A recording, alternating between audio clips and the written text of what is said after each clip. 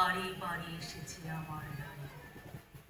একমাত্র অস্ত্র তার দেখেছিল কষ্টের বিকৃত ভান, ত্রাসের বিকট ভঙ্গি যত, অন্ধকারে ছলনার ভূমিকা তাহা।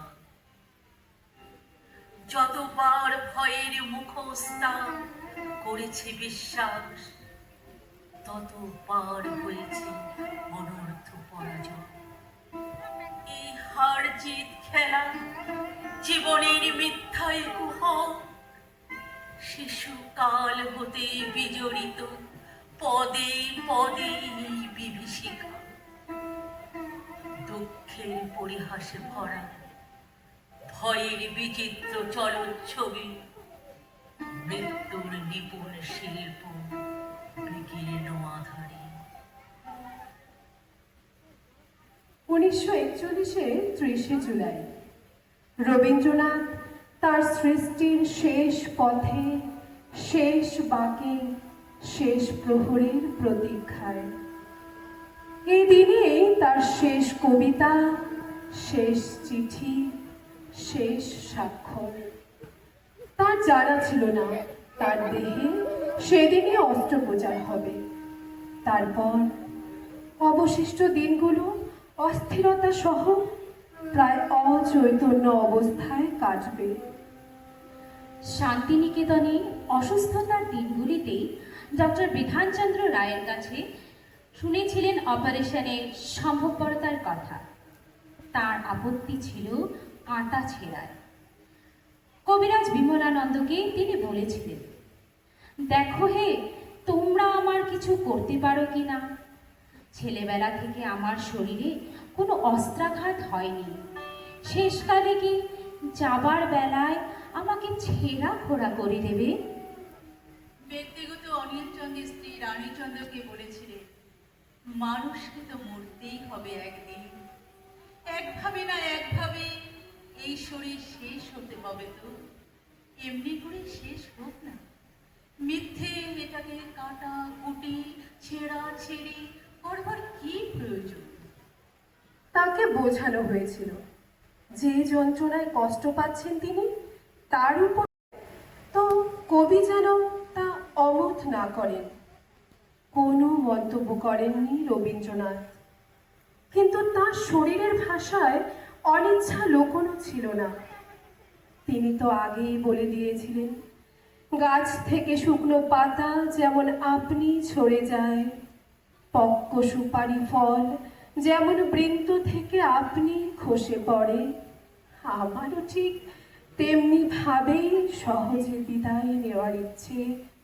চিরকাল ফুলের মতো, ফলের মতো, শুকনো পাতার মতো আমার স্বাভাবিক পরিসমাপ্তি ঘটুক। এই দুর্লভ মধুময় মধুময় পৃথিবীর ধুলি অন্তরে নিয়েছি আমি তুলি। এই মহামন্ত্রখানি চরিতার্থ জীবনের বাণী, দিনে দিনে পেয়েছি সত্যের যা কিছু উপহার, মধুরসে ক্ষয় নাই তার।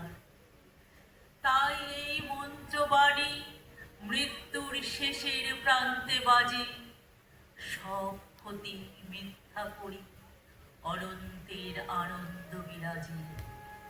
সে স্পর্শ নিয়ে যাবে যবে ধরণী, বলে যাব তোমার ধুলির তিলক পড়েছি ভালে।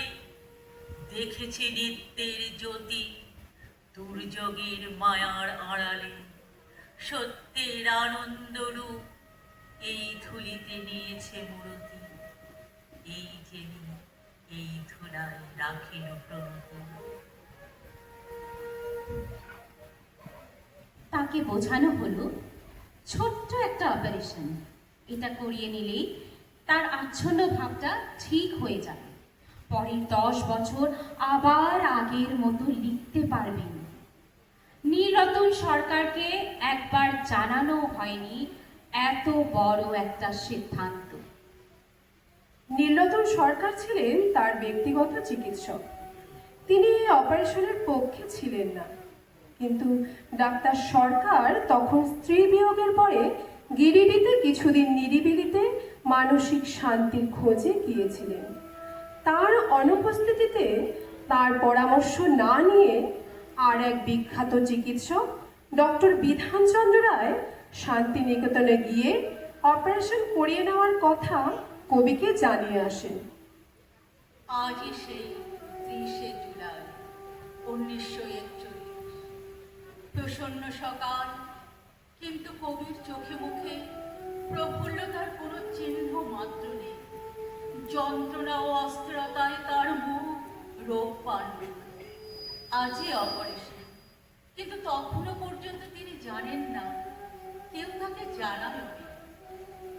সকালবেলায় মুখে মুখে রচনা করলেন তার জীবনের সর্বশেষ কবিতা। অমোঘ আত্মদর্শনের অনুরণিত প্রতিটি শব্দ লিখে রেখেছেন রানীচন্দ্র। বলতে বলতে হাঁপিয়ে পড়লেন, থেমে গেলেন কবি। দৃষ্টত তিনি অবসাদে আচ্ছন্ন, চুপচাপ চোখ বুঝে রইলেন। তারপর ক্লান্ত আচ্ছন্ন কণ্ঠে স্খলিত উচ্চারণে আবার যোগ করলেন আরো কয়েকটি লাইন। আবার কিছুক্ষণ চুপচাপ চোখ বন্ধ করে শান্ত স্থির হয়ে রইলেন কবি। দেখতে চাইলেন বৌমা প্রতিমা দেবীকে। তিনি তখন শান্তিনিকেতন। রানীকে বললেন প্রতিমাকে চিঠি লিখতে। এক লাইনের চিঠি লেখা শেষ হলে কাঁপা কাঁপা হাতে সই করে দিলেন বাবা মশাই। হাজার হাজার চিঠি লিখেছেন যে মানুষটি অনলস আন্তরিকতা। এই হলো তার শেষ চিঠি, শেষ স্বাক্ষর। বারান্দাতে কবির জন্য সাজানো হয়েছিল অস্থায়ী অপারেশন থিয়েটার। তাকে হাসপাতাল পর্যন্ত যাওয়ার ধকল সইতে হয়নি। অস্ত্রোপচারের আগে ডক্টর ললিত মোহন বন্দ্যোপাধ্যায় মোটামুটি প্রস্তুত হয়ে রবীন্দ্রনাথের কাছে এসে বললেন, আজ দিনটা ভালো আছে, তাহলে আজই সেরে ফেলি, কি বলেন? বাইরে আকাশের দিকে চেয়ে ডাক্তারবাবু রৌদ্রকর উজ্জ্বল সুন্দর একটি সকালের ইঙ্গিত দিলেন বোধহয়। একটু অবাক হয়ে কবির জিজ্ঞাসা, আজই? তারপর সকলের দিকে কেমন যেন বিহবল চোখে তাকিয়ে বললেন, তা ভালো, এরকম হঠাৎ হয়ে যাওয়াই ভালো। অপারেশন হলো, সেলাই ব্যান্ডেজ হলো। কেমন যেন একটা খোরের মধ্যে আচ্ছন্ন অবস্থায় ঘরের পুরনো শয্যায় তাকে ফিরিয়ে আনা হলো। যে দু একটা কথা বলতে পারলেন, তাতে বোঝা গেল কাটাকুটির সময়ে তাঁর লেগেছে, ব্যথা পেয়েছেন কবি। তখনও পেনিসিলিনের আবিষ্কার হয়নি। অধিকাংশ ক্ষেত্রেই দেখা যেত অস্ত্রোপচার সফল, কিন্তু রোগীর মৃত্যু অবশ্যম্ভাবী, কারণ অন্যতর উপসর্গের উৎপাত, যার নাম ইনফেকশন। এক্ষেত্রেও ঠিক তাই ঘটেছিল। অস্ত্রোপচারের পর যে অস্বস্তি ও আচ্ছন্নতা নিয়ে রবীন্দ্রনাথ ফেলেন, তা আর কাটিয়ে উঠতে পারলেন না। ললিত মোহন কবিকে একবার বলেছিলেন, আপনার বেশি লাগেনি, বলুন। কবির উত্তর ছিল, আমাকে দিয়ে মিথ্যে কথাটা কেন বলাতে চাইছো? হ্যাঁ, আরো বললেন, জ্যোতিকে আমি একবার জিজ্ঞেস করতে চাই। সে যে আমাকে বললে একটুও লাগবে না, তার মানে কি? এরপর কবির গায়ে জ্বর ফুটল, হিচকি শুরু হলো এবং ক্রমান্বয়ে তা বাড়তে লাগলো। কিডনিও ঠিকঠাক কাজ করছে না। আচ্ছন্নতার ঘোর আরো ঘন হলো। তখনই গিরিডি থেকে খবর দিয়ে আনানো হলো ডক্টর নীলরতন সরকারকে। তিনি এলেন, নাড়ি দেখলেন, পরম মমতায় রোগতপ্ত কবির কপালে হাত বুলিয়ে দিলেন। তারপরে নীরবে নত মুখে উঠে দাঁড়ালেন। তার চোখ ভরে জল, কিছু বললেন না, বলার দরকার যে ছিল না। পথে তোমরা নিস্তব্ধ বিষণ্ণ সেই কণ্ঠেতে প্রায় ধরিয়া অচেতন কবির আত্মজনের আপনা হতে ততক্ষণে বুঝে গেছে। কুসুমছে ভরিয়া চন্দ্র ছুটে সূর্য ছুটে সে পথ তলে পড়িব লুটে সবার পারে রহিব শুধু চাহিরে আর তো গতি নাহি রে মন নাহি রে। আজ সেই 22শে শ্রাবণ দুপুর ঠিক 12:10 তিনি আমাদের ছেড়ে চলে গেলেন। আর রেখে গেলেন অসংখ্য মণিমুক্ত, যা যদি 100 বর্ষ পরেও অম্লান থাকবে, অম্লান থাকবে।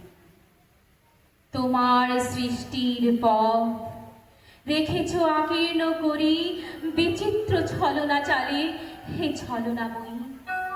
মিথ্যা বিশ্বাসে ফাঁদ পেতেছ নিপুণ হাতে সরল জীবনে।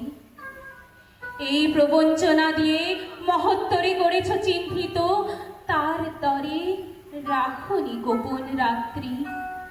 তোমার জ্যোতিষ্ক তারে যে পথ দেখায় সে যে তার অন্তরের পথ, সে যে চির স্বচ্ছ। সহজ বিশ্বাসে সে যে করে তারে চির সমুজ্জ্বল। বাহিরে কুটিল হোক, অন্তরে সে নির্জন, এই নিয়ে তাহার গৌরব।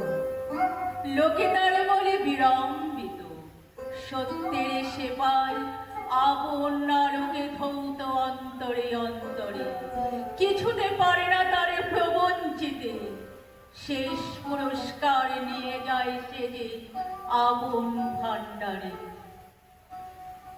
অনায়াসে যে পেরেছে ছলনা সহিতে, সে পায় তোমার হাতে শান্তির অক্ষয় অধিকার। শান্তির অক্ষয় অধিকার। শান্তির অক্ষয় অধিকার। ধন্যবাদ।